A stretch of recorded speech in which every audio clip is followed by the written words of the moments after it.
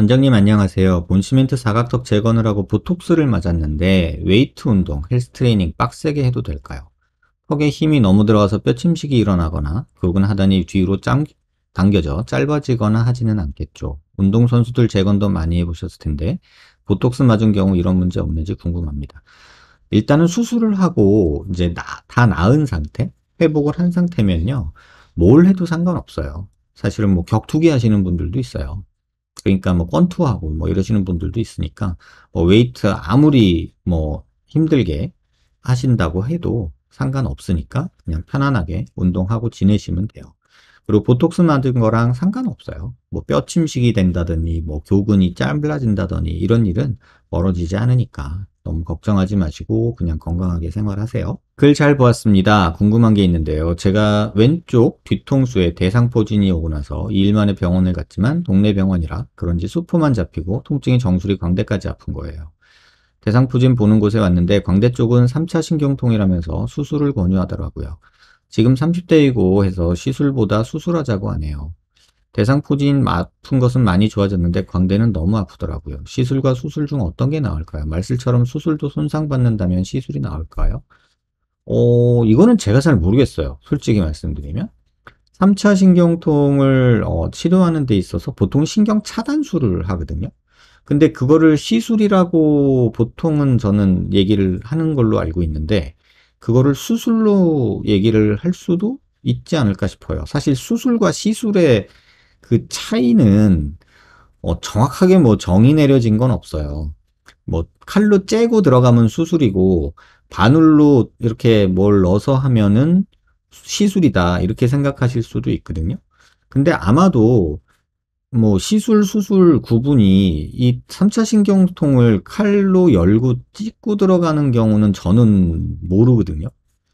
아마도 시술일 거예요. 그래서 신경 차단술이라고 한번 찾아보시면 그거는 그냥 고주파 같은 걸로 하거나 약물 같은 걸로 하거든요.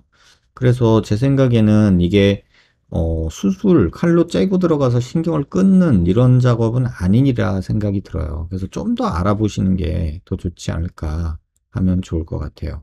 보형물을 사용하여 재건하게 될 경우 육안이나 느낌으로 본인 뼈와 다른 느낌을 받게 되나요? 아니면 본래 자기 뼈처럼 인식하게 되나요? 이건 완전 케바케죠. 대부분의 환자를 얘기를 하면은 보형물이라고 인식을 잘 못하고 만졌을 때 그냥 내 뼈 같다라고 얘기를 하세요. 근데 뭐 보형물이 아주 크거나 또는 뭐 완전히 뭐 새롭게 정상적으로 있는 구조가 아닌 구조를 만들었거나 그럼 뭐 조금 이물감이 들거나 여기 뭐 들어있구나 라고 느끼지 않을까 싶어요. 사실은 뭐 턱끝이나 사각턱 수술하고 근 지금 8년, 9년 이렇게 되신 분들 제가 오시면은 제가 물어보거든요. 어때요? 그럼 물어보면 뭐 전혀 모르겠다고 얘기를 해요. 그리고 턱이 아주 작아서 굉장히 크게 막 1cm 이상 보형물이 들어갔던 경우 막 14mm 막 이렇게 들어갔던 친구들도 있거든요. 그런 친구들 오면 물어봐요. 그래도 되게 크게 들어갔는데 뭐 이물감 느껴지거나 불편하진 않니? 라고 물어보면 한 1, 2년 지나서 온 친구들 보면은 크게 불편함 못 느껴요. 근데 오히려 이 팔자, 노블캣에다가 보형물을 넣은 경우에는 간혹 이물감이 느껴진다라는 분들이 간혹 있어요.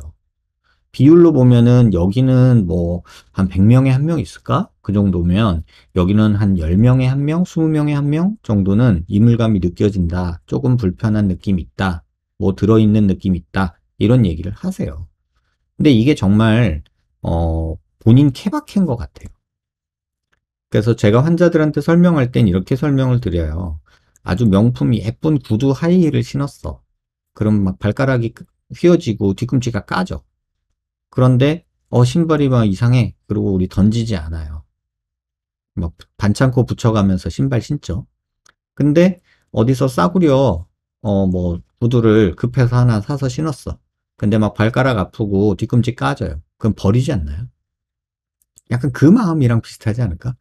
예쁜데 너무 예뻐서 마음에 들어서 내가 아픈 거를 불편한 걸 참는 경우도 있고 뭐 별로 그렇게 많이 불편하지 않은데 마음에 안 들어서 갖다 버리는 경우도 있잖아요. 이런 사람의 마음이 또 크게 작용하는 영역이 아닐까 이런 생각이 들어요. 그런데 대부분의 얘기를 이제 뭐 그냥 가장 많은 환자분들한테 제가 올 때마다 항상 물어보거든요. 불편한 거 없으세요? 뭐 이물감 어때요? 이런 거 물어보거든요.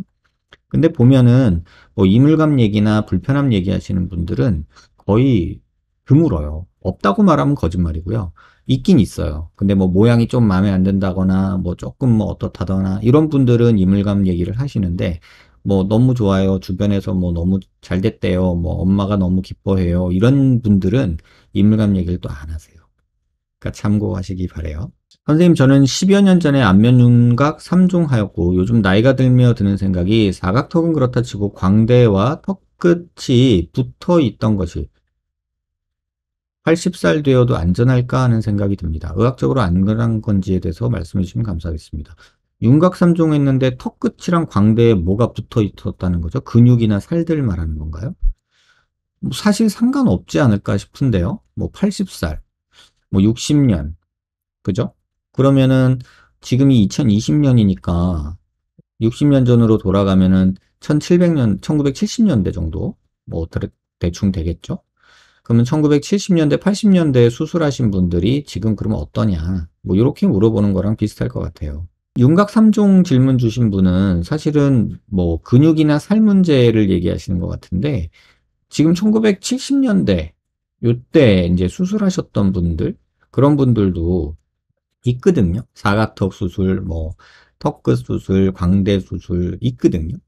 근데 그런 분들 지금 뭐 특별히 문제가 있거나 뭐 이런 보고는 없어요. 근데 아셔야 될 건 우리가 뭐 갸름하다, 예쁘다 이런 거는요.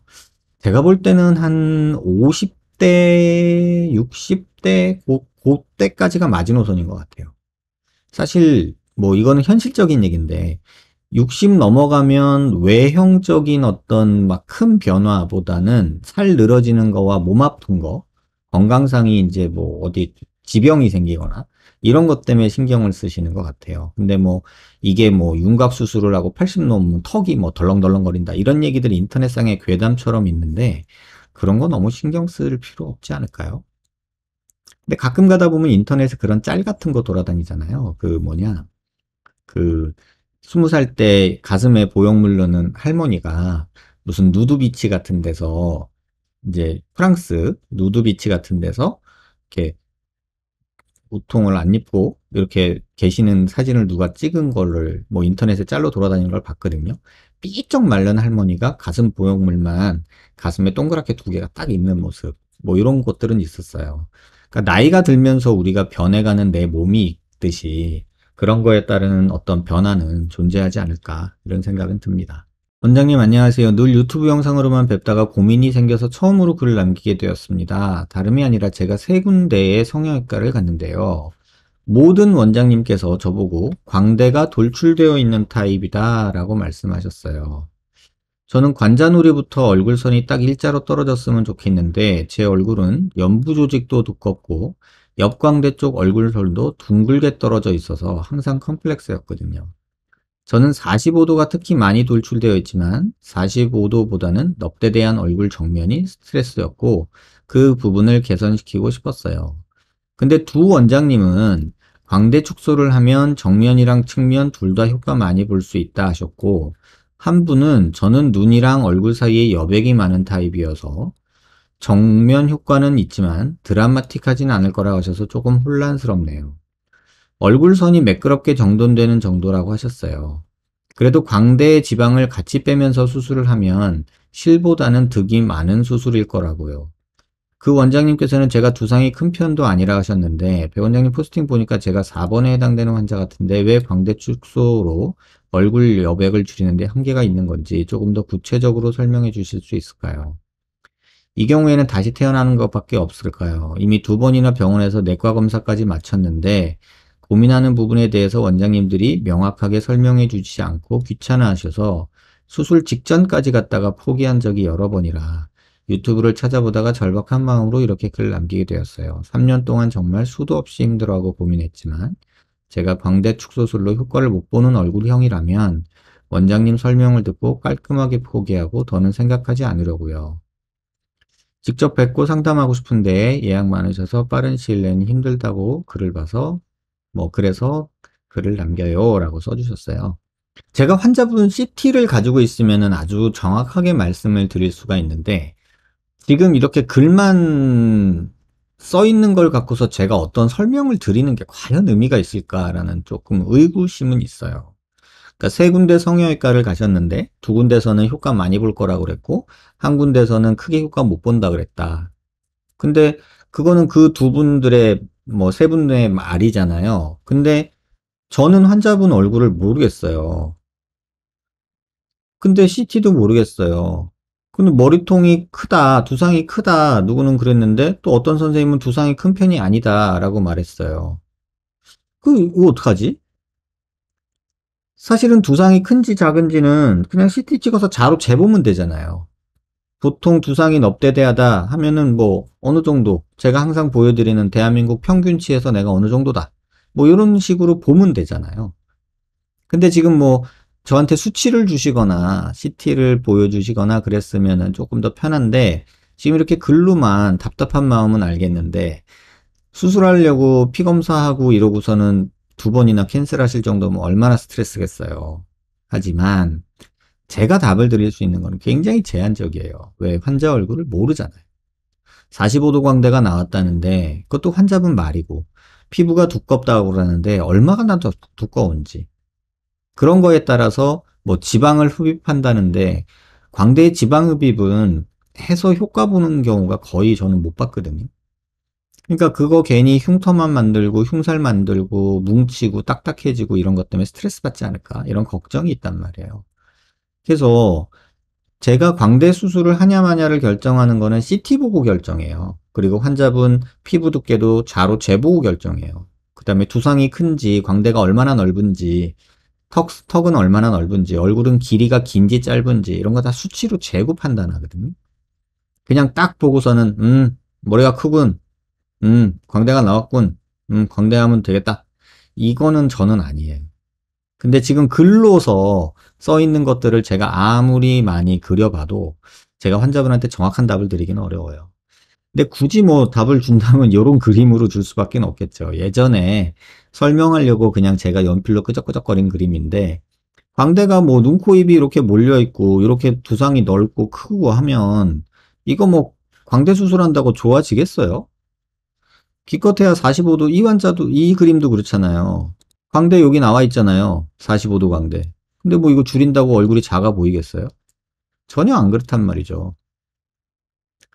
뭐 옆광대 여기는 광대가 아니잖아요. 여기는 두상이잖아요. 그러니까 정면에서 봤을 때 이렇게 생긴 사람이 머리 꼭대기에서 보면 이런 사람도 있단 말이에요. 그러면 여기 45도 광대 나왔다고 수술하자고 할 수도 있고 이거 못 줄여요? 라고 얘기할 수도 있잖아요. 근데 현실은 이런 사람 광대 수술해가지고 뭐가 좋아지겠어요? 좋아질 게 전혀 없죠. 정면에서 봤을 때 얼굴이 작아 보이겠어요? 절대 안 작아 보이죠. 우리가 광대 수술이라는 거의 영역은 어떻게 보면 여기서부터 여기까지 정도가 아닐까 싶어요. 이 부위. 그것도 이게 뭐 이렇게 되는 건 아니잖아요. 살짝 이런 식으로 줄어드는 정도겠죠. 요 정도 변화 때문에 광대 수술을 한다? 정면에서 봤을 때, 측면에서 봤을 때 별반 재미없을 것 같아요. 그래서 이런 경우면 저는 권하지 않아요. 어쨌든 고생하고 돈 들여서 수술을 하는데 뭔가 얻는 게 있어야 될 거 아니에요. 근데 요 정도, 요런 형태의 얼굴이라면 굳이 도움이 안 되겠죠. 근데 뭐 여자분이신 것 같은데 뭐 설마 저렇게까지 생겼겠어요. 저거는 뭐 제가 과장해서 그린 거고요. 그래서 요런 내용이 궁금하시면 그냥 비대면 상담 오세요. 제가 비대면 그냥 상담 오셔서 CT 찍고 가시면 제가 최대한 빨리 답을 드리도록 할게요. 뭐 아주 나이브한 얘기를 드려요. 뭐 정말로 솔직하게 말씀드리면 지금 1000명을 넘게 했거든요. 비대면 상담을. 근데 그 중에서 제가 어 수술하지 마세요 라고 말하는 경우가 거의 80% 이상이에요. 굳이 뭐 하려고 해요? 이 상황에서 수술해봤자 별로 얻을 거 없는데요? 이렇게 말하는 경우가 80% 이상이에요. 뭐 재건 때문에 오시는 분들한테도 조금 기다렸다 천천히 여유 가져줍시다 이렇게 얘기를 하는 경우가 대부분이고요. 근데 지금같이 이렇게 고민하면서 계시다면 뭐 비대면 상담 한번 오셔서 CT 찍고 그거 갖고서 저랑 한번 제가 동영상 만들어서 보내드릴 테니까 그거 보고 판단하세요. 제가 유튜브에서 글만 쓴 걸로 답을 드리기에는 너무 추측성 답이 될 것 같고 혹시라도 환자분한테 잘못된 얘기를 할 수도 있으니까 조심스러워서 이렇게 말씀드리는 거예요. 원장님 안녕하세요. 혹시 원장님은 광대위 지읍 별로 선호하지 않으시는 이유가 궁금합니다. 신경이 많이 지나다는 부위이기도 하고 흉살도 그렇고 울퉁불퉁한 경우도 많고 효과적인 측면에서도 크게 메리트가 없다고 보시나요? 제가 다 얘기한 거잖아요. 신경은 사실은 뭐 크게 문제가 아닐 수도 있어요. 신경은 두 가닥 정도 가거든요. 이쪽 자이고마틱 프렌치라고 그래가지고요. 눈 이렇게 꽉 감는 여기잖아요. 그러면 얼굴에서 이렇게 5개 신경이 나와요. 이렇게 5개가 나오는데 여기 광대 지방흡입을 한다 그러면 2개 정도가 신경이 걸릴 거예요. 하나는 이 자이고마틱 브랜치라고 해서 눈을 꽉 이렇게 감는 이런 운동을 하는, 그 다음에 하나는 프론탈 브랜치라고 해서 눈 이렇게 치켜뜨고 찡그리는 이거 하는 신경이 있어요. 그 신경이 여기로 지나가요. 그래서 그 정도가 여기를 말썽을 부릴 수 있다라는 게 하나고, 또 하나는 여기 피부 두께가요. 제가 아무리 두꺼운 분을 봐도 1cm를 넘는 분은 거의 못 봤거든요. 대부분 1cm 정도까지는 봐요. 근데 뭐 1cm까지는 거의 안 가고 한 8mm, 9mm 정도가 대부분이에요. 요 옆에는. 근데 옆에 8, 9mm 정도 지방 뺀다고 해서 그게 뭐 얼마나 줄어들겠어요. 거기가 뭐 1mm 되겠어요. 아니면은 뭐 2mm 되겠어요. 여기 지방 뺀다고 해봤자 8, 9mm에서 제가 볼 땐 흉살로 더 두꺼워질 수도 있어요. 그래서 별로 재미 없어요. 그리고 뭐 부작용만 잔뜩 만들고 뭉치고 막 뭐 또 유지인데 이런 거 막 이런 노이로제 걸리고 울퉁불퉁하고 땡기고 고주파 리프팅 흐물흐물해요. 별소리 다 있잖아요. 제 방송 오래 보신 분들은 많이 들었을 텐데. 그래서 메리트가 없는데 왜 뭐 하려고 고생해서 돈 들여서 일을 만드냐. 그게 이제 제 입장인 거고. 또 뭐 유튜브 방송하시는 분 중에는 그런 얘기를 하시는 분이 또 있어서 누가 링크를 걸어주셔서 제가 그 유튜브 방송을 봤거든요. 그랬더니 어떻게 하나 궁금해서 봤는데 결국은 잘하면 된다고 얘기를 하더라고요. 그럼 잘한 경우 좀 보여줬으면 좋겠는데 잘한 경우를 보여주는 건 없고 잘하면 된대요. 자기가 잘하기 때문에 자기는 할 수 있대요. 글쎄요, 뭐 제가 모르는 거니까 뭐 모르겠지만 뭐 제가 주변에 저한테 오시는 환자분들 중에 지방 흡입을 광대나 얼굴 쪽에 잘 받아서 얄쌍해져 가지고 오신 분은 사실은 못 봤어요. 저한테 오시는 대부분의 환자분들이 지방 흡입, 얼굴 지방 흡입하고 말썽 생겨서 뭐 풍선 바람 빠진 것 같아요. 무너져 내리는 것 같아요. 흐물거려요. 딱딱해요. 뭉쳐요. 울퉁불퉁해요. 감각신경이 없어요. 뭐 안 움직여요. 맨 이런 얘기들 좀 많으셔서 제가 권하지 않은 거예요. 그래서 웬만하면 얼굴 살은 운동으로 빼자. 이런 생각을 저는 하고 있어요. 그래서 이런 거는 메리트가 없다고 보고요. 광대 수술 예정인데요. 뼈 두께 5, 6mm 광대 축소 시행하고 광대 위 살이 많은 편이라 저체중이고 체지방률도 낮아요. 얼굴에만 살이 몰려 있는데 아버지 쪽 유전인 것 같습니다. 살이 많은데 얼마나 많고 어느 부위에 많은지가 중요하겠죠. 광대 지읍을 같이 하자는데 원장님은 광대 지읍 반대하는 입장인 건 알지만 대안들 중에 어떤 것이 효과와 처진 면에서 나올까요? 저는 광대지읍을 뭐 선택을 하신다면 제가 말릴 수는 없겠죠. 광대지읍, 저는 반대. 둘 중에 굳이 하나를 선택하라 그러면은 1번은 완전 반대, 2번은 고민이나 해봅시다 정도라고 얘기를 할 거예요. 그렇다 해도 광대 지방 흡입은 저는 반대하는 입장입니다. 참고하시기 바래요. 몇 단절 뭘 해도 안 되는 얼굴인 건 알면서도 비대면으로 하려다가 직접 보는 게 좋다는 얘기에 용기를 내어 찾아뵀는데 얼굴을 보자마자 왜 오셨을까? 그 후 선생님은 계속 말씀하셨어요. 단점은 정말 잘 찾으셨어요.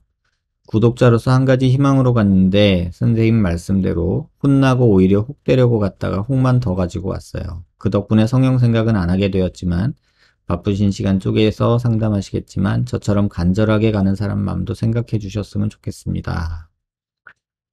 죄송해요. 제가 이렇게 말씀드릴 수밖에 없네요. 간혹 가다가 그런 경우 있어요. 다 아세요, 본인이. 뭘 해도 안 된다는 거, 또 지금 해서 이걸 해봤자 도움 안 된다는 거 본인이 아시거든요.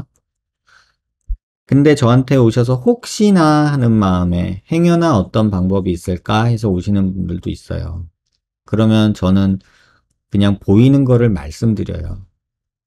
조금 사실이라는 게 항상 뭐랄까, 어, 환자분들이 저한테 했던 말, 팩폭이라는 말 하잖아요. 팩트로 폭력을 행사한다는 그런 말을 하시는데, 사실은 그래요. 병원에 와서, 성형외과 병원에 와서, 뭐, 가능성 또는 여지를 두는 거는 저는 조금은 지양해야 된다고 생각해요. 왜냐하면, 그러면 자꾸 흔들려요. 집착하게 되고요.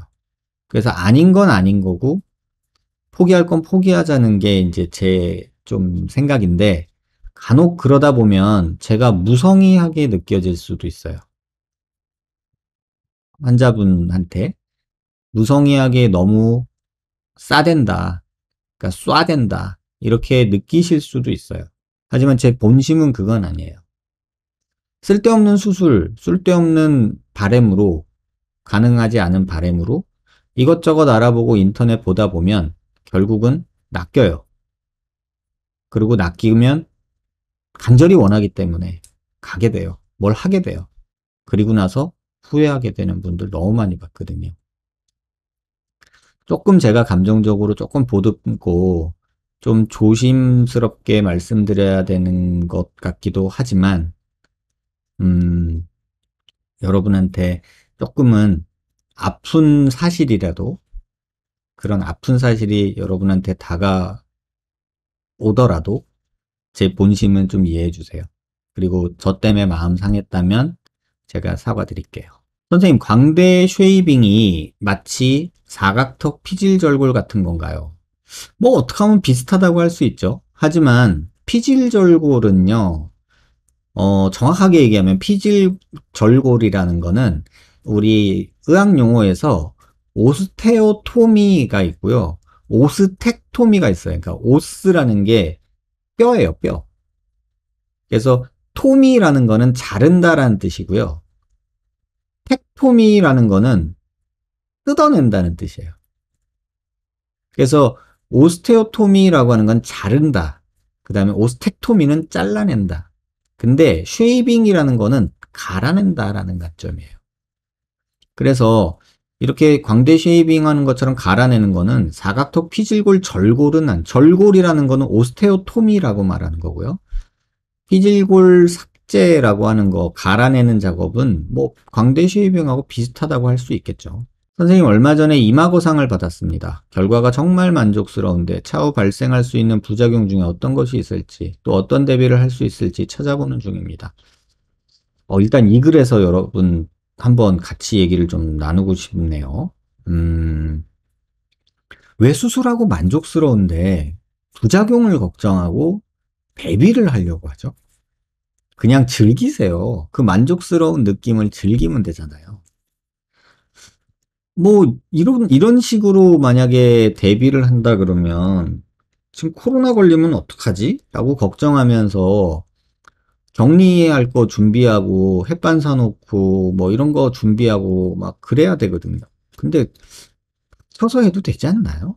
미리미리 이렇게 막 오지도 않을 미래의 그 불안한 것들을 막 걱정할 필요가 있을까요? 그러고 살기에는 너무 우리 인생이 아깝지 않나요?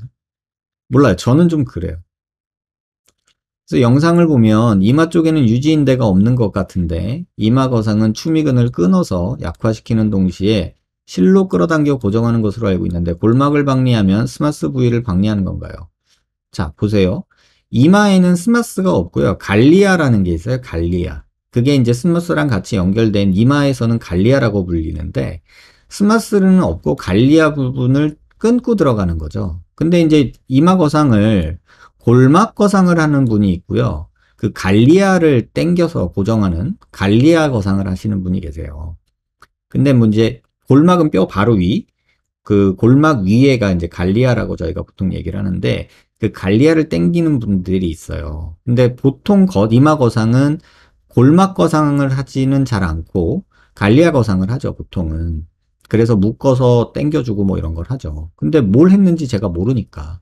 스마스 부위를 박리하는 건가요? 라고 질문 주시면은 이마에는 스마스가 없습니다. 라고 말씀을 드리는 게 맞고요.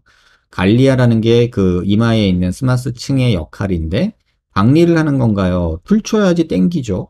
그러니까 당연히 땡기고요. 박리를 하게 되면 유압이 된다 하더라도 이전과 같이 될 수 없는 것이며 차후 지속적으로 리프팅이 필요할 수 있다는 것으로 이해해야 되나요? 그러니까 요런 얘기를 하시는 분들은 항상 요런 논리 구조가 있는 것 같아요. 예를 들면 안면 윤곽 수술해가지고 안면 유지인대가 끊어졌으니까 나는 평생 거상을 해야 돼. 뭐 이런 얘기를 하죠. 이런 생각에서 좀 여러분 벗어나세요. 여러분이 인터넷에서 본 안면 유지인대, 뭐 거상, 골막, 뭐 이런 거에 너무 지금 뭐랄까 괴담에 빠져 계시거든요. 안면 유지인대가 윤곽 수술을 해서 끊어져서 볼이 처졌다라고 설명하는 거는 저는 조금 괴담스럽다고 봐요. 그러니까 가능한 어떤 내용 중에 하나이기는 하죠. 그래서 제가 항상 말씀드렸잖아요. 의학계에서 어떤 결과, 원인과 결과를 따질 때 원인이 하나인 경우는 없어요. 대부분 다. 우리가 볼이 처진다라는 것도 노화도 있을 수 있고 유전적인 것도 있을 수 있고 남녀 차이 있고 체중 차이 있고 수술이나 외상도 있고 뭐 별거 별거 다 있단 말이에요. 그 여러 가지 중에 안면 유지인대라는 게 하나의 포션을 갖고 있는 아주 작은 부분, 한 5%나 될래나? 이런 정도의 부분이고요. 나머지는 살이 빠진다던가나 노화나 유전적인 거나 이런 것들이 훨씬 크게 작용하거든요. 그런데 이런 거 다 무시하고 인터넷에 보면 다 안면 유지인데 뭐 골막이 분리가 돼서 죽을 때까지 거상을 해야 되네. 울세라를 평생 맞아야 되네. 뭐 이런 얘기들을 하는 괴담이 많아요. 근데 자꾸 그런 걸 보다 보면 이제 이런 생각이 하고 막 이러겠죠. 제가 이 질문 주신 분한테 한 가지 답 드릴 수 있는 거는 다른 거는 걱정하지 말고 그냥 즐기세요. 만족스러워, 뭐, 너 좋아 죽겠는데 뭘 걱정거리를 또 만들어. 뭘 대비를 해. 뭐, 남자분인지 여자분인지 결혼하셨는지 어쩐지 모르겠지만, 지금 20대가 결혼하고 애 낳을 거 걱정해가지고 육아용품 사러 간다는 것밖에 더 되겠어요, 이게. 이건 좀 아니잖아요. 근데 한 가지 말씀드릴 수 있는 거는 추미근을 만약에 끊었다. 이 글라벨라 머슬이라고 앵그리버드 만드는 이 근육이 있거든요. 제가 보여드릴게요. 글라벨라라고 해서 이렇게 여기 찡그리는 근육이 있어요. 이거 찡그리는 근육. 이렇게 이걸 추미근이라고 보통 한국말로는 하는데 그거를 끊어 놓으면요. 이 추미근의 역할은 눈썹을 앞머리를 밑으로 끌어내리는 일을 해요. 근데 이걸 끊어 놓으면 앞머리, 눈썹의 앞머리가 위로 올라가요. 이렇게 있던 애가 이렇게 올라가요. 다시 말하면 눈썹은 이렇게 그린대요. 이렇게. 그러면 하나, 둘, 셋 이렇게 3등분으로 나누죠. 눈썹 여기 또 있어요. 이렇게. 네. 그러면 요 3분의 2 지점이 제일 높아야 된대요. 그리고 요 앞머리가 내려와 있고 요거가 얘의 중간 정도에 위치한대요. 맞나요? 여자분들 눈썹 잘 그리시잖아요. 이렇게 그린대요. 이래야 좋대요. 근데 문제는 추미근이라는 애가 여기 꼬리를 밑으로 내리는 애거든요. 근데 추미근을 끊어요. 그러면은 일자 눈썹이 돼요. 뭐 일자라고는 안 되겠지만 얘가 올라가요. 그러면 실제로는 눈썹이 약간 이런 식으로 돼 보이게 되는 거예요. 그래서 지금은 모르실 텐데 이런 식으로 눈썹이 돼요. 워낙에는 이렇게 있었던 눈썹이. 그래서 얘가 이렇게 살짝 올라가요. 그래서 옛날에는 이마 거상을 할 때 추미근을 다 끊었어요. 저도 옛날에 내시경으로 많이 했거든요. 근데 환자들이 너무 좋아해. 안 찡그려진다고. 근데 한 몇 년 지나서 3, 4년, 2, 3년 지나서 환자분이 어느 날 와요. 가지고 선생님 그래서 왜요? 그러면은 뭐 또 옛날 얘기니까 일자 눈썹 된 것 같아요. 이러면서 얘기를 해요. 그래서 이런 부분들이 이제 하나 조금 올 수 있다. 뭐 꼭 그렇다는 건 아니고, 요새는 추미근을 근육을 뭐 어떻게 끊었는지에 따라서도 조금은 달라지거든요. 그래서 그런 변수는 있다. 하지만 추미근 끊어놓으면은 눈썹이 일자로 된다. 그 정도만 제가 얘기를 해드릴게요. ASO도 절골 라인을 고려해 볼 때 해당 신경이 무조건 잘려나갈 수밖에 없다고 생각되는데 앞니 신경 손상이 필연적인가요? 아주 예리한 질문이셨고요. 제가 뒤에서 다시 같이 설명드릴게요. 원장님, 앞으로 나온 턱끝을 조금 쉐이빙하는 건 문제가 안 될까요? 이렇게 질문을 주셨어요, 두 분이. 제가 요거 말씀드렸죠. 지금 요거 때문에 질문들이 꽤 많이 들어왔는데, 맨디블라 인사이서 너브라는 게 지금 이 그림처럼 요렇게 있는 게 일반적이고요. 때로는 여기서 요렇게 오는 녀석들도 있대요. 그리고 또 하나는 혓바닥에서 이 맨디블로 가는 요 뼈로 가는 신경이 이렇게 가는 경우도 있대요. 그러니까 뭐 이거는 다 해부학적으로 연구된 바고요. 또 하나는 이거는 제가 논문을 막 찾아보다가 사람 논문은 못 찾아봤고요. 동물 실험한 게 있더라고요.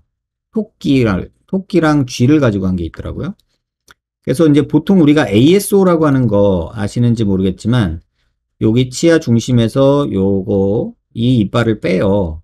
요걸 발치를 해버리고 얘를 발치를 해버려요. 그리고 나서 여기 뼈를 이렇게 잘라서 이 덩어리를 넣는 거거든요. 돌출입의 경우. 그러면 상식적으로 여기가 잘리고 여기가 잘리고 여기가 잘리고 여기가 잘리잖아요. 그러면 이 치아 4개 이빨 신경이 없어지겠네? 이렇게 생각하실 수 있겠죠. 처음 질문 주신 분처럼. 맞아요. 그래가지고 ASO 받고서 앞니 괴사가 가장 큰 부작용이에요. 그래서 실제로 ASO의 가장 심각한 부작용은 치아의 신경 손상이고 치아가 죽는 거예요. 그래서 ASO를 그렇게 많이 즐기지 않는 이유도 그런 이유예요. 근데 그러면 어떤 경우는 괜찮고 어떤 경우는 막 신경이 잘리고 죽냐 이런 의문점이 생기잖아요. 근데 제가 항상 말씀드렸죠. 하나님이 우리 몸을 정말 재밌게 만들어 놓으셔서 여기 보이는 것처럼 이렇게 한 줄 한 줄 이렇게 가는 게 일반적이긴 해요. 그런데 하나님이 여기다 이렇게 새길도 만들어 놓으셨어요. 막 이렇게 새길도 막 이런 식으로 새길도 만들어 놨어요. 그래서 신경이 한 줄로 이렇게 일자로 쭉쭉쭉쭉 가는 게 아니라 플렉서스라는 표현을 쓰거든요. 플렉서스.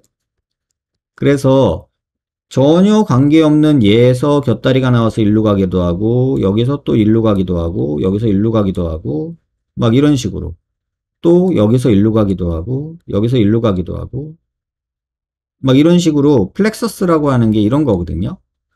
막 곁다리로 여러 신경이 이렇게 얽히고 설켜 있다는 뜻이에요.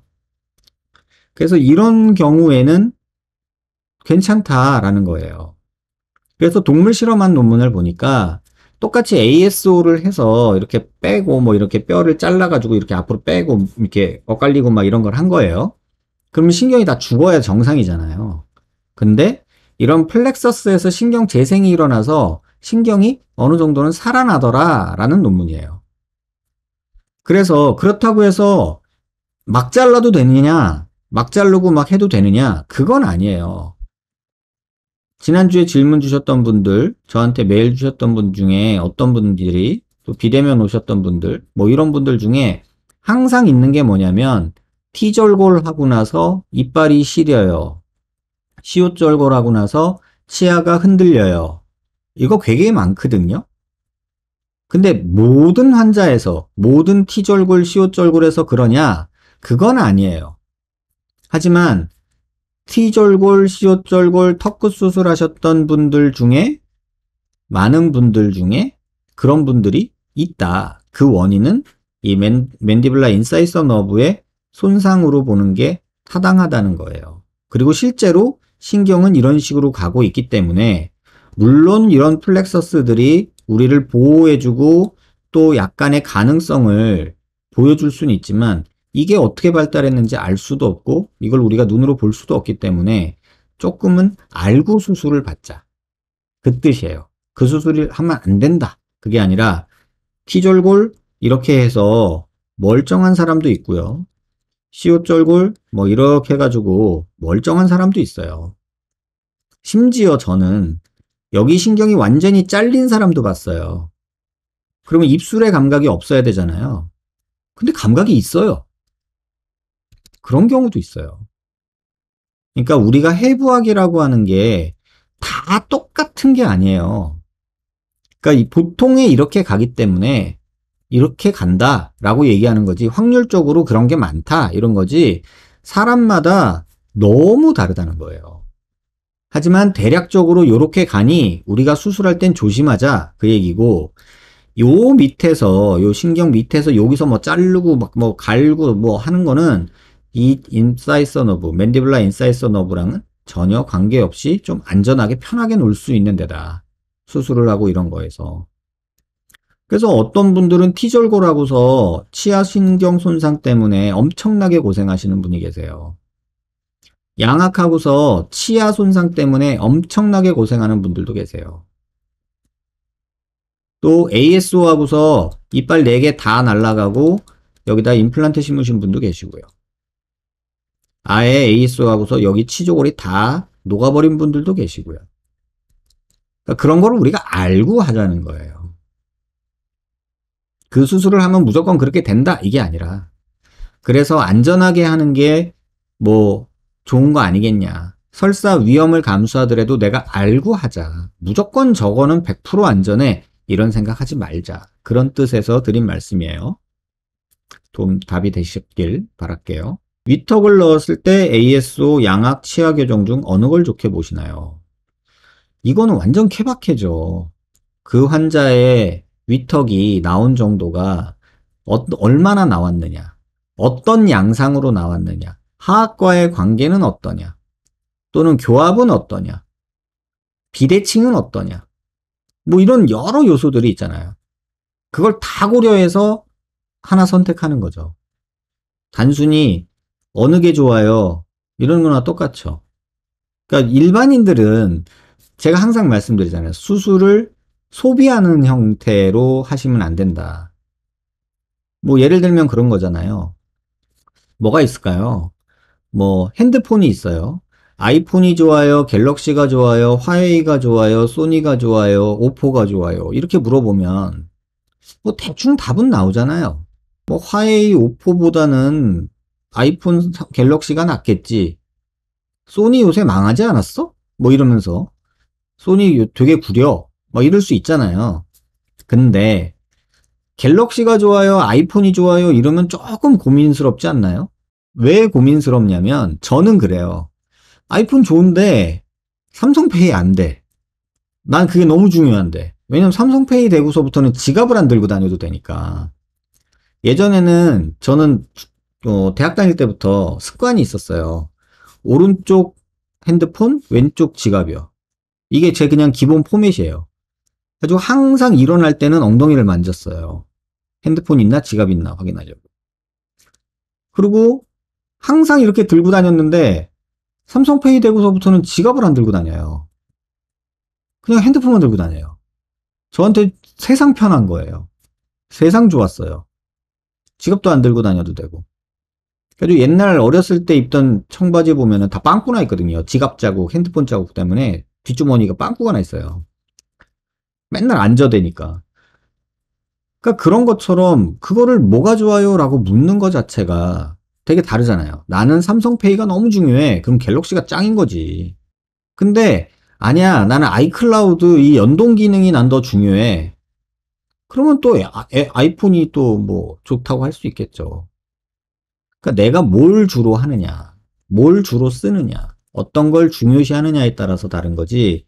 여러분이 생각하듯이 뭐 여자분들 계시면 그렇게 비교하면 되겠네요. 뭐 샤넬이 좋아요, 뭐 에르메스가 좋아요, 디올이 좋아요. 이렇게 얘기하면은 대충 급이 있다면서요. 그쵸? 차로 얘기하면 그렇죠. 에쿠스가 좋아요. 제네시스가 좋아요. 소나타가 좋아요. 아니, 그럼 급이 명확하잖아. 그럼 뭐가 좋은지 당연히 우리 얘기할 수 있죠. 그러니까 그렇게 보지 마시라고요. 소비를 하지 말고 내 상황에 어떤 게 맞는가를 보시라고요. 원룸 전세 사는데 주차 스페이스가 조그맣게 있어요. 그런데 차를 갖고 싶어요. 그럼 에쿠스 타실 거예요? 주차 스페이스가 조그맣잖아요. 그러면 경차 모닝 같은 거라도 있으면은 내 차를 가지고 주차를 할 수 있으니까 그때는 모닝이 맞는 거지. 그렇지 않나요? 레이가 맞는 거지. 내가 또 차박하는 거 좋은데 큰 차는 못 사고 그러면 레이를 사면 되지. 근데 난 집에 주차장도 있고 돈도 많고 그래. 아 그럼 엄청난 거 사는 거죠. 글래디에이터 이런 거 사는 거죠. 그러니까 그런 상황에 맞춰서 본인 니드에 맞춰서 생각하시라. 이렇게 말씀드릴게요. 우우 발음하거나 아래턱에 힘을 주면 뭔가 뻑뻑해요. 왜 그럴까요? 이거 이렇게 물어보면 어떻게 알죠? 수술을 했는지 아니면 어떻게 생긴지 무턱인지 이런 것도 모르고 이렇게 하면 답드리기가 진짜 어렵죠. 아래턱에 힘을 주면 뭔가 뻑뻑해요. 글쎄 모르겠어요. 무턱이신가? 이런 생각도 들고 한번 좀 자세히 질문 주시면 다시 답을 드리도록 할게요. 실례되는 질문이지만 선생님은 안면윤곽 관련 유명하시니 선생님한테 안면윤곽 받고 다른 코 수술로 유명한 사람한테 코 수술 받고 이렇게 하는 거랑 한 곳에서 다 하는 거랑 뭐가 낫다고 생각하시는지 궁금합니다. 저는 저한테 오셔서 선생님 저 윤곽 받고요. 코는 딴 데서 하고 싶어요. 그러면은 아, 네, 그러세요. 그래요. 선생님 저 그냥 딴 데 가서 하기 싫은데 그냥 선생님이 다 해주시면 안 돼요? 그러면 네, 알겠습니다. 그래요. 그냥 본인 선택이에요. 뭐가 더 낫냐? 글쎄요. 어떤 사람은 두 번 수술하는 게 싫다고 할 수도 있고 그게 더 중요할 수도 있고 어떤 사람은 그래도 잘하는 사람 믿는 사람한테 하고 싶고 이런 마음이 있겠죠. 그러니까 저는 둘 다 상관없어요. 신뢰되는 질문 아니고요. 다른 데서 코 수술하시고 그래도 돼요. 본인이 원하는 대로 하시면 되죠. 그걸 저한테 신뢰라고 생각하지 마세요. 원장님, 제가 이마 지방 이식을 2차 때 냉동지방 염증과 오일 증상 눈에 심하게 생겨 캐뉼라로 제거했습니다. 제거한 지는 3개월 돼가는 시점인데요. 현재 이마에 캐뉼라 들어갔던 자리만 흉살이 생겨나와 튀어나와 보기가 좋지 않습니다. 왼쪽이 흉살이 더 심해서 약간 이마가 짝짝이처럼 보이기도 하고요. 흉살이 좀 풀리면 짝짝이가 나아지나요? 그리고 시간이 많이 지나면 흉살이 완전히 사라지진 않더라도 좋아질까요? 무조건 좋아져요. 무조건 좋아지니까 아무것도 하지 말고 그냥 냅두세요. 바늘구멍 자국이 만약에 까맣게 돼 있고 그러면은 피부과에서 치료를 받거나 주사 같은 거 조금 맞아볼 수는 있는데 짝짝이다 흉살이 튀어나왔다 이런 것 때문에 뭘 하진 마세요. 그냥 내비두면 무조건 좋아져요. 근데 완전히 사라지진 않겠죠. 근데 중요한 건 가만히 내비두면 지금보다는 무조건 좋아진다는 거예요. 변하지 않는 진리예요, 그건. 답이 되셨길 바래요. 원장님, 제가 코 수술한 지 거의 2달 돼 가는데 며칠 전부터 갑자기 코끝이 빨개졌어요. 통증이나 열감은 없는데 염증일까요? 아무도 모르죠. 염증일 수도 있고요. 딱히 열감이 없고 통증이 없는 염증일 수도 있고요. 또는 코를 너무 과도하게 높여서 코 피부가 혈액순환이 안 되고 날이 추워서 빨개질 수도 있어요. 그거는 조금 지켜보시는 게 필요해요.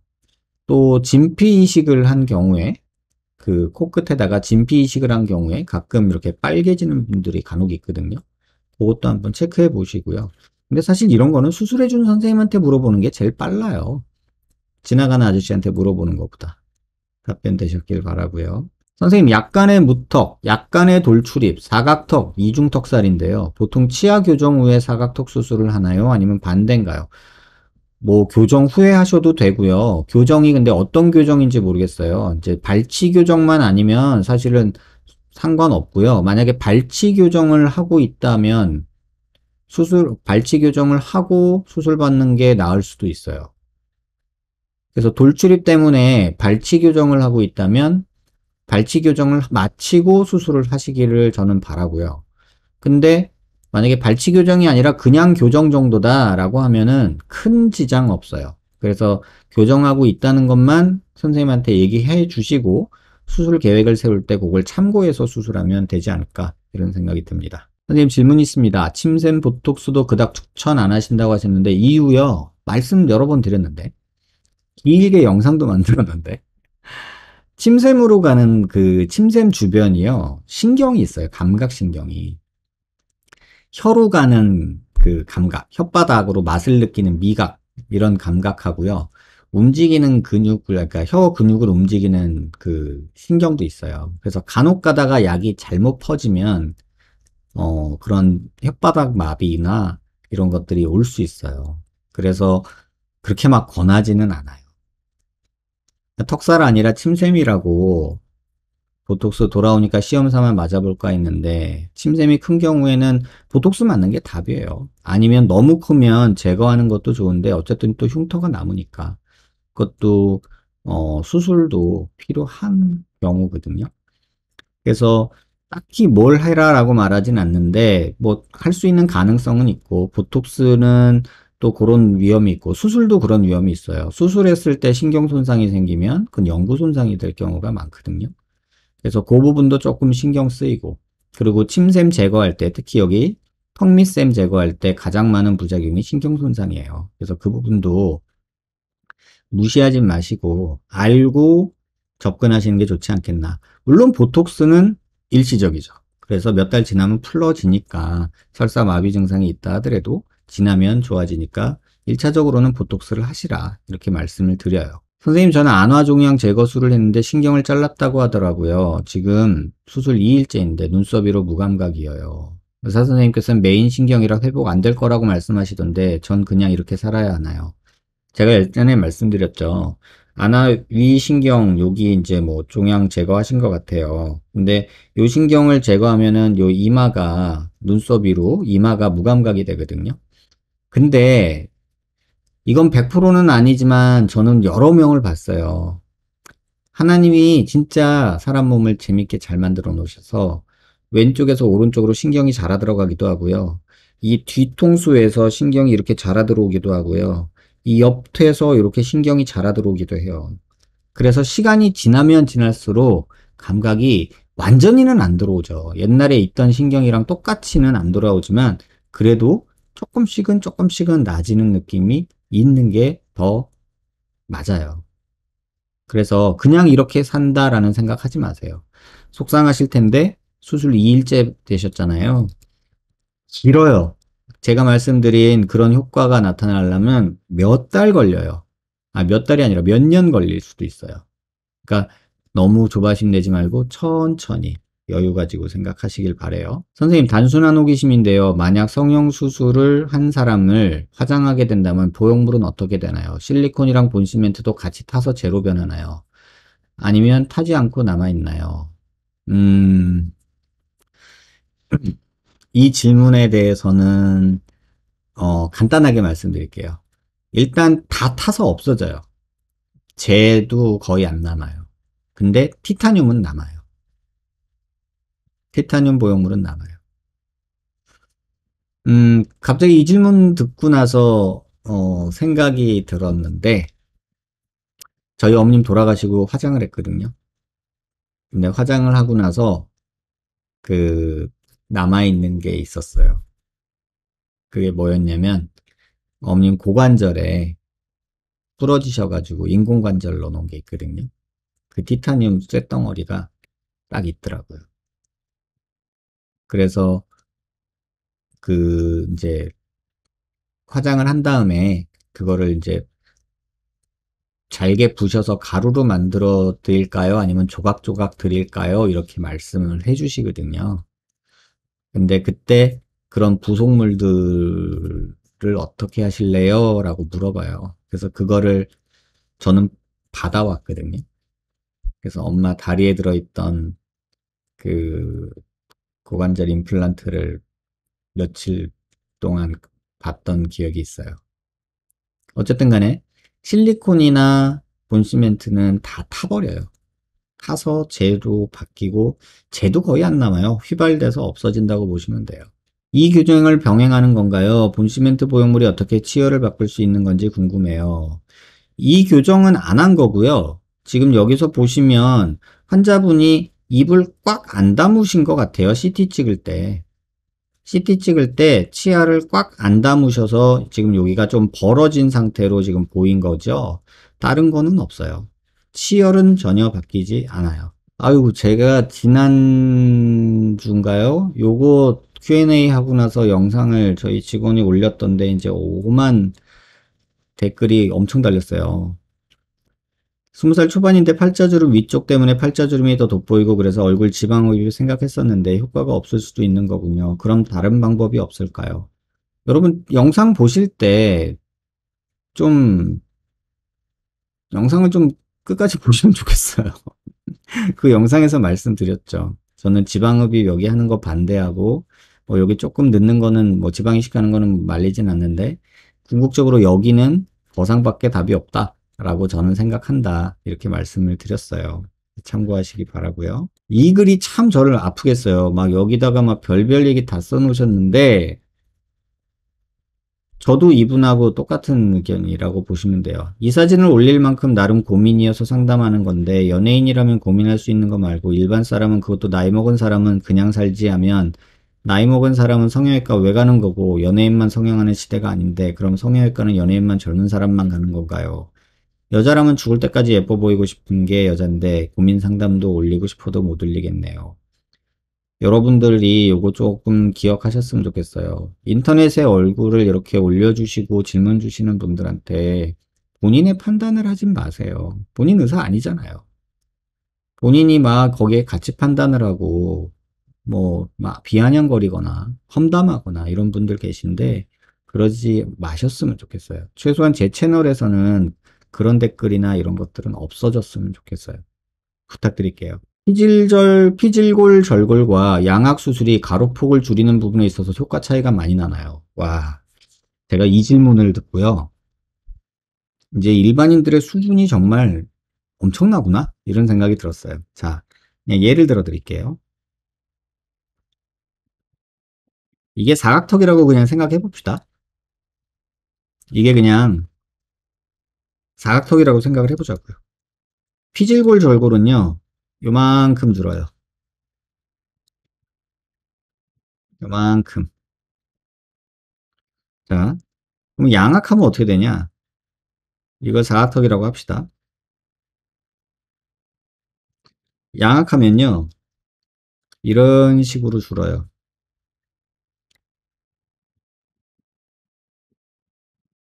이런 식으로.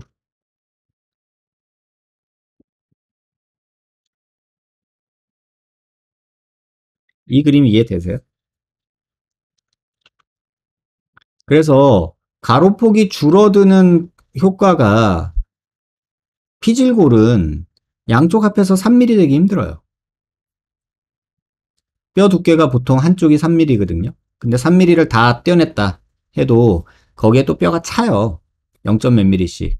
그러면 실질적으로 수술 전후를 비교해 보면 2mm 정도 차이 나면 맥시멈이거든요. 근데 2mm도 잘 안 나요. 양쪽 합치면 3mm가 맥시멈이라고 저는 봐요. 뭐 4mm 되는 경우는 거의 없다고 봐요. 그런데 양악을 하면 이렇게 있던 사각턱이, 이거 사각턱이라고 한번 생각해 보자고요. 이게 하악 과두고요. 이게 사각턱이에요. 이렇게 있던 사각턱이 양악을 하면은 약간 이렇게 돼요. 얘가 이렇게 돌아요. 이런 식으로. 그래서 실제로 이런 식의 축소 효과가 생겨요. 이렇게 사각턱이 있었으면 이런 식으로 되는 축소 효과가 생겨요. 이런 식으로 되는.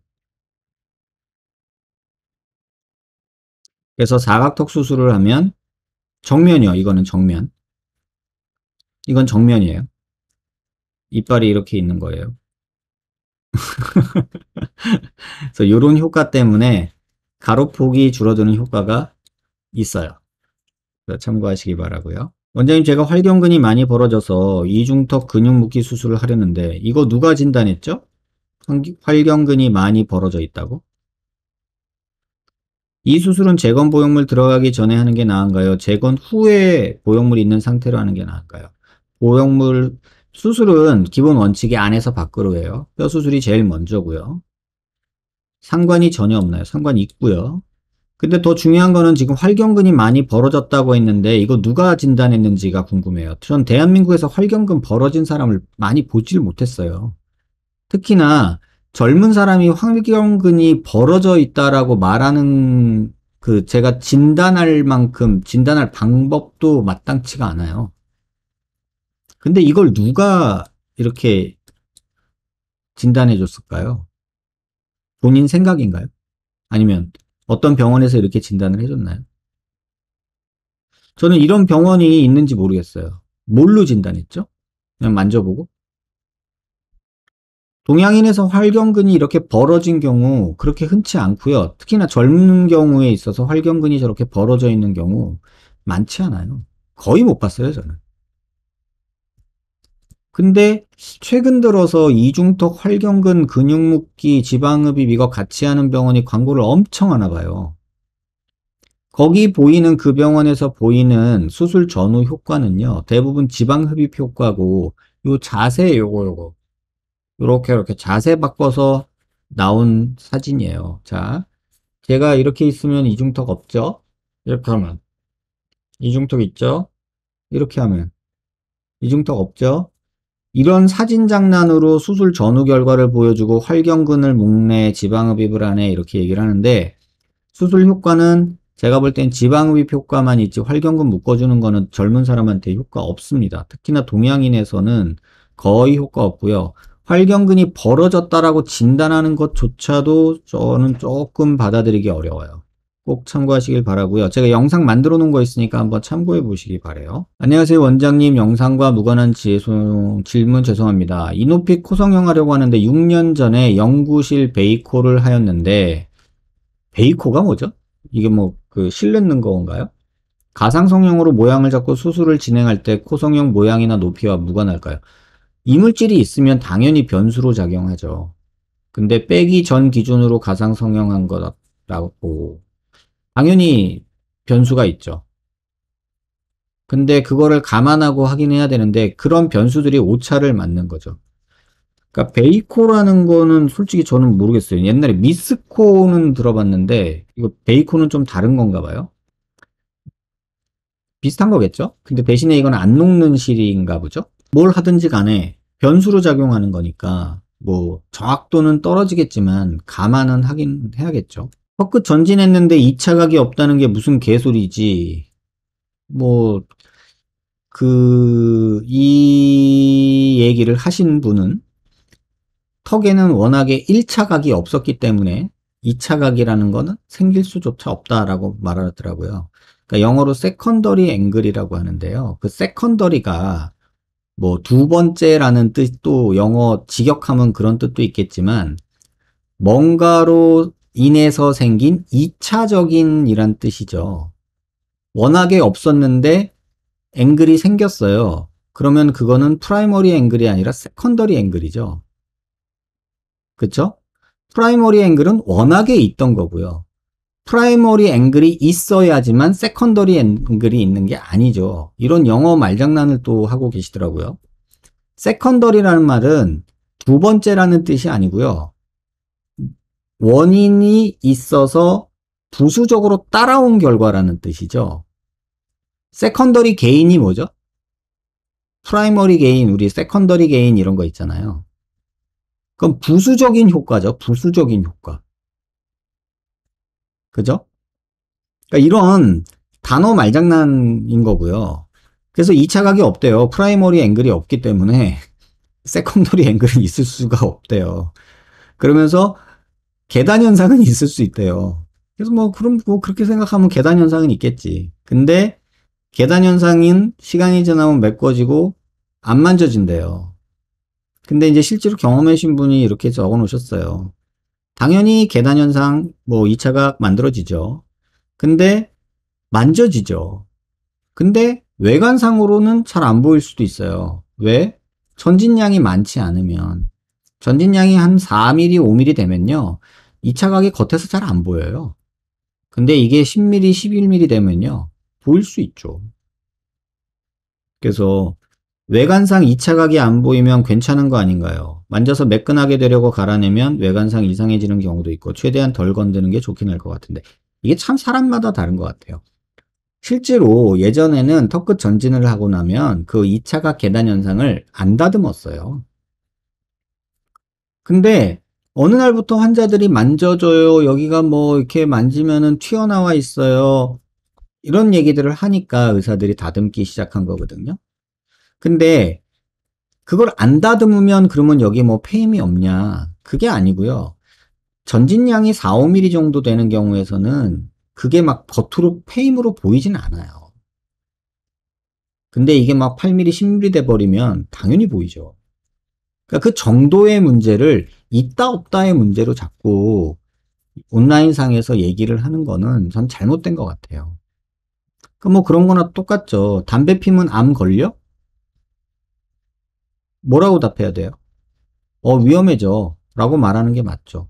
우리 할머니 80 동안 매일 하루에 세 갑씩 피셨는데 암 안 걸리셨는데? 그러면 안 걸리는 건가요?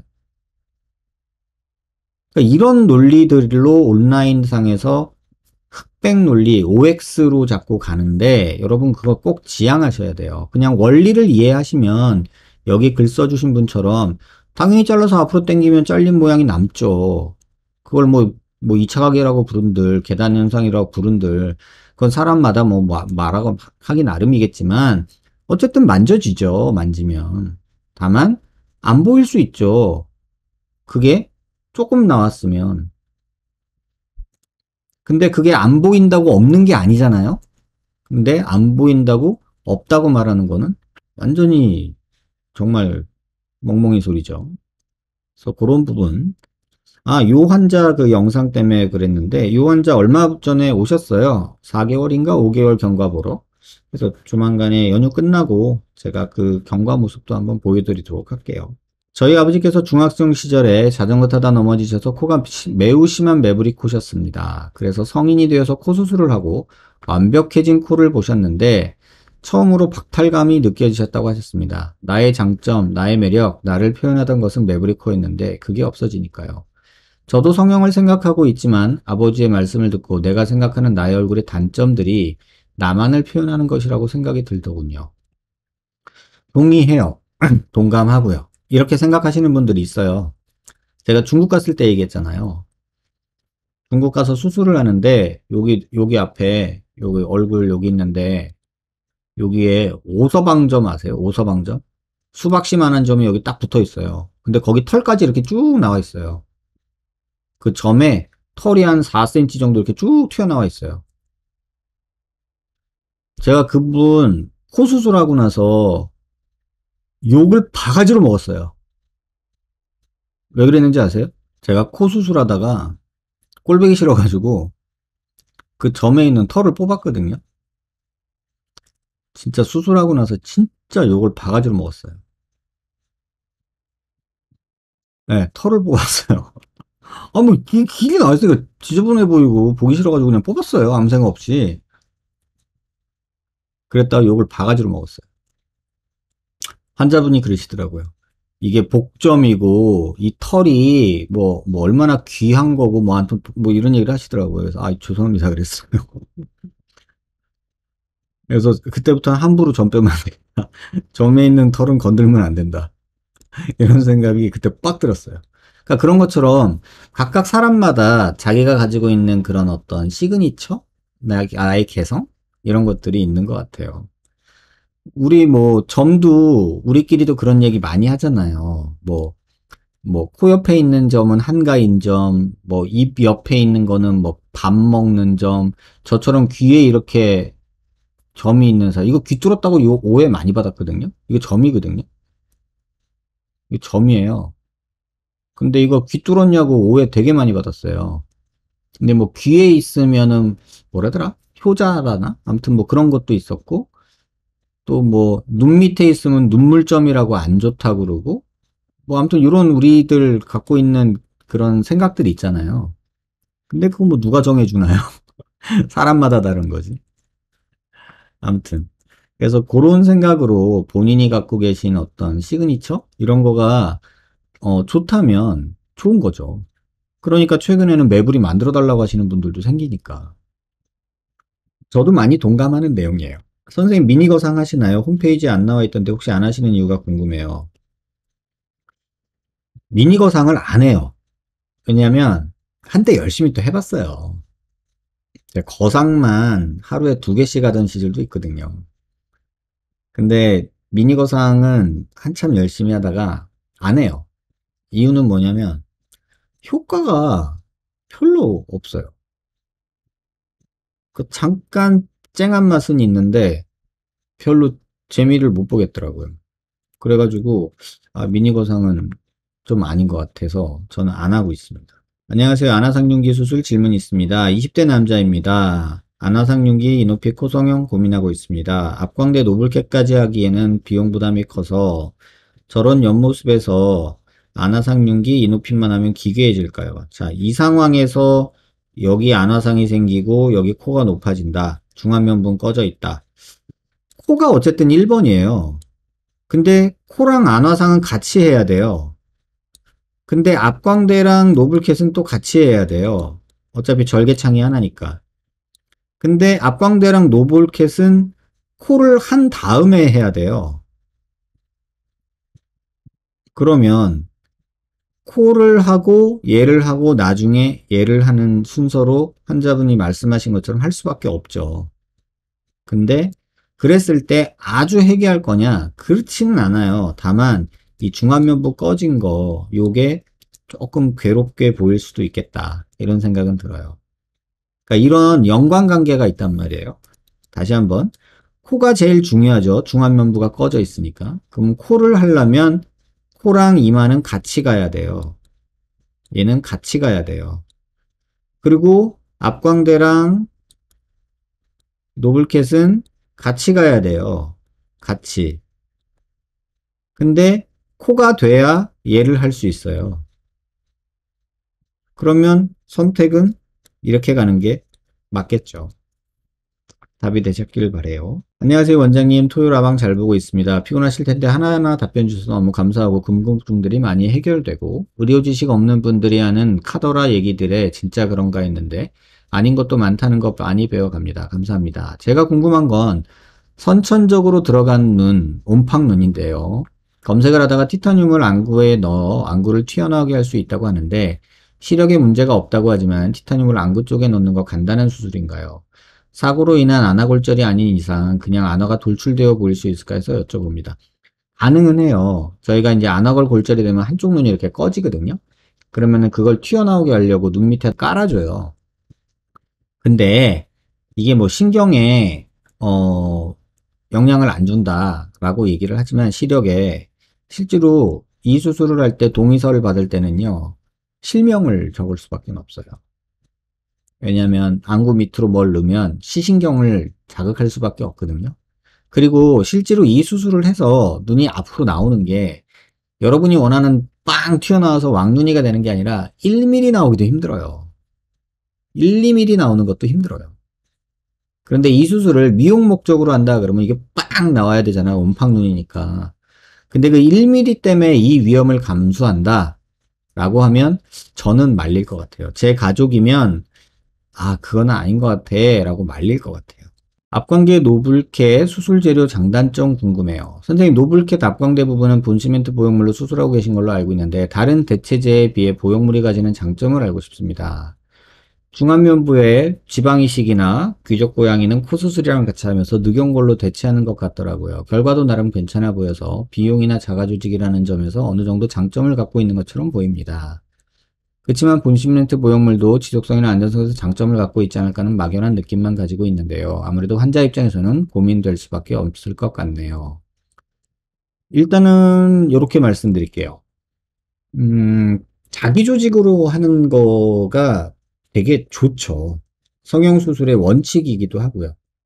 그런데 자가 조직으로 하는 거에 뭐랄까 태생적인 한계가 있어요. 아예 그냥 어쩔 수 없어요. 첫 번째, 어디선가 떼와야 돼요. 이걸 도넛 사이트라고 그래요. 공여부. 한국말로는. 도넛 사이트가 있어야 돼요. 어디서 떼와야 되잖아요. 그러면 항상 따라오는 게 뭐냐면 도넛 사이트 모비디티라는 단어를 써요. 의사들은. 그게 뭐냐면 공여부에 합병증이 생기는 거예요. 예를 들면 함몰, 흉터, 뭐 통증 이런 것들. 그런 어떤 태생적인 한계가 있고요. 첫 번째. 두 번째는 자가 조직은 흡수에서 자유롭지 않아요. 자가 조직은 무조건 흡수가 일어나요. 이 얘기는 뭐냐면 수술 예측성이 떨어진다는 얘기예요. 내가 한 3mm 높이려고 했는데 3mm를 넣었어. 그러면 3mm가 높아져야 되잖아요.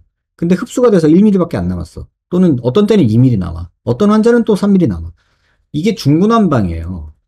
그러면 정확한 수술이 되기가 힘들고 또는 어디는 흡수되고 어디는 남아있고 막 그러면 울퉁불퉁한 느낌도 나고요. 그래서 요새 이제 자가늑연골로 코 수술하고 뭐 여기 하시는 분들 많잖아요. 이렇게 막 잘게 뭐 초미세 입자 뭐 자가늑연골 뭐 이런 것도 하잖아요. 근데 그게 나쁘다는 게 아니에요. 문제는 뭐냐면 흡수가 첫 번째 문제고 두 번째 문제는 뭐냐면 만약에 재수술을 할 때 그걸 일일이 다 긁어낼 수가 없어요. 모래알 같은 게 내 옷에 박힌 느낌? 아, 이거 좀 느낌 안 오는데? 적절한 표현이 뭐 있을까요? 그러니까 그렇게 박혀 있는 것도 일일이 다 끊어내려면 내 살까지 파야 돼요. 근데 그렇게 하면 또 피부가 죽잖아요. 그래서 예전에도 여기 앞에 이 안화상 융기를 갈아냈던 환자가 있었어요. 여기를 갈았어요. 그래서 너무 밋밋해진 거예요. 근데 밋밋해지고 나서는 또 너무 밋밋해진 것 같아요. 그러니까 또 여기다가 자가늑연골로 주사를 해서 넣은 거예요. 근데 울퉁불퉁하고 흡수되고 막 모양 이상한 거예요. 그러면 넣는 거야 주사기로 뿅 넣으면 되니까 편하지. 근데 이거 제거하려면요. 주사기로 제거 절대 안 되고요. 두피 다 열어가지고 하나하나 알 빼내듯이 빼내야 되거든요. 근데 그것도 쉽지도 않죠. 그래서 다음 수술을 만약에 해야 되는 경우에 있어서 제일 까다로운 게 그런 분쇄한 자가 조직이에요. 예를 들면 늑연골 쪼개가지고 코에 넣고 비순각에 넣고 이런 것들 있죠. 그런 것들이 제거하기가 진짜 어려워요. 이게 자가 조직이 가진 단점이에요. 흡수와 예측 불가능성. 그러니까 도너 사이트, 흡수, 예측 불가능성 이런 것들이 가장 큰 문제예요. 그래서 그런 면에서 보면 이물질이라는 어떤 단점만 조금 감내가 된다면 저는 보형물도 크게 나쁘다고 생각은 안 해요. 왜냐면 마음에 안 들거나 문제 생기면 빼버리면 그만이거든. 빼는 건 진짜 쉽고. 그러니까 약간 그런 거에 있어서 어 세컨 찬스를 줄 수 있다. 이런 생각이 저는 있어서 그런 차이를 느끼고 있어요. 그래서 자가 조직이 무조건 좋다. 심리적으로는 좋지만 그게 꼭 그렇게 나이스하지만은 않다. 이렇게 생각이 들어요.